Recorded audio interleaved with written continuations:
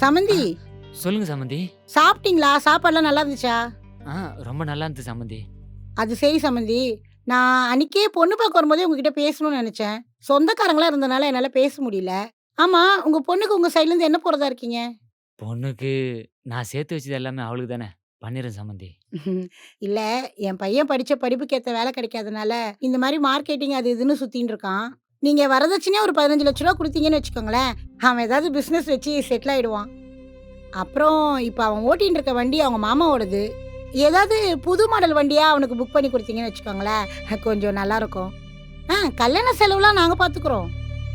இந்த சீர்வரிசைலாம் சிறப்பா செஞ்சுருங்க. சரிங்க சம்மந்தி. நான் பார்க்குறேன். ஆ சரி சம்மந்தி, பொண்ணுக்கு எவ்வளோ பவுன் போடுறதா இருக்கீங்க? என்ன சம்மந்தி, என்னால முடிஞ்சது ஒரு 35 பவுன் போடலான்னு இருக்கேன். என்ன சம்மந்தி, அத ரவுண்டு பண்ணி ஒரு 50ஆ போட்டீங்கன்னா நல்லாருக்கும். இதெல்லாம் பண்ணி தான் கல்யாணம் பண்ணணும்னு ஒண்ணும் அவசியம் இல்ல. ஆ இதெல்லாம் பண்ணீங்கன்னா, உங்க பொண்ணுக்கு தானே கௌரவமா இருக்கும். நாளைக்கு அவ தானே சந்தோஷமா இருக்க போறா.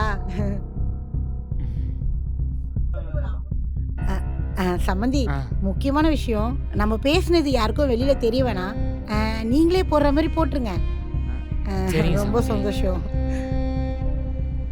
என்ன சம்மந்தி, என்னால முடிஞ்சது ஒரு 35 பவுன் போடலான்னு இருக்கேன். என்ன சம்மந்தி, அத ரவுண்டு பண்ணி ஒரு 50ஆ போட்டீங்கன்னா நல்லாருக்கும். இதோட ஃபுல் வீடியோ பார்க்க ஹேண்டில் கீழ இருக்க ப்ளே பட்டனை கிளிக் பண்ணுங்க.